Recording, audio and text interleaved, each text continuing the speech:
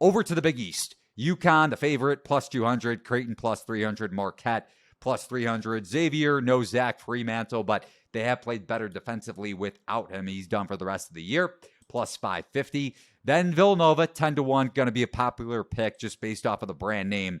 Providence going to get UConn in their first game, I should say, plus 1,500.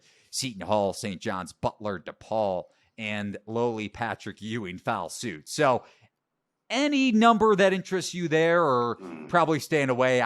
For me, I'm staying away just because I think UConn's success of late is baked into the number, and I don't see a ton of value in that price, especially because that's going to be a rock fight against Providence at the Garden. Mm-hmm. And I have a 30-1 on UConn that I bet when they kind of hit the skids in January, I got 50 to win the championship. Oh, wow. Wow, yeah, but I mean, look, I'm still happy with 30. 100%. I think that's a very good number at this point of year. Good for you on getting that. But I wanted, and I was thinking about a month ago and kind of planning a strategy. I wanted to bet Villanova in this tournament because they're finally getting healthy.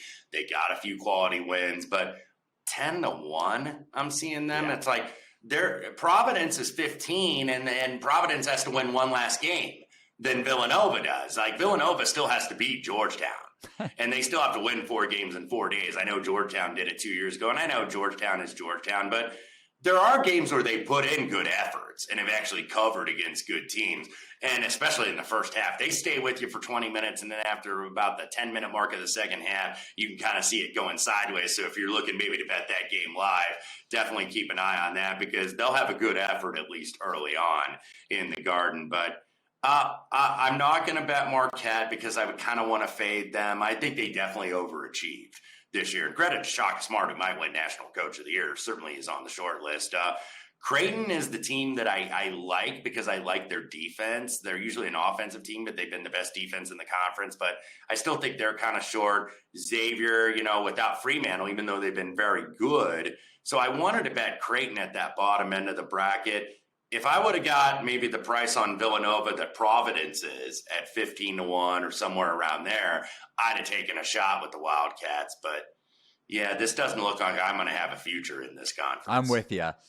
Creighton would get the winner of Villanova, Georgetown, and then take on, if Xavier, I'm assuming they wouldn't get upset against Seton Hall or Providence. But you never know against a very physical and big. It's the key factor for Seton Hall because while they started to play a little bit hot in the midst of Big East Conference play, then they faltered down the stretch, and a big reason why was because of Kadary Richmond not being in the lineup. So worth looking into his status and the way the Pirates are being priced, because 50-1 is a big number, but assuming he isn't right for this tournament, then you're likely not going to be very happy with that ticket long term in terms of the entire Big East tournament. So I mentioned UConn. You hit on it as well with your national title features bet. I bet them back in the peak 85 going back to November. Since the beginning of February, which I think was after the DePaul win on the road, when they still were kind of in the midst of figuring things out defensively,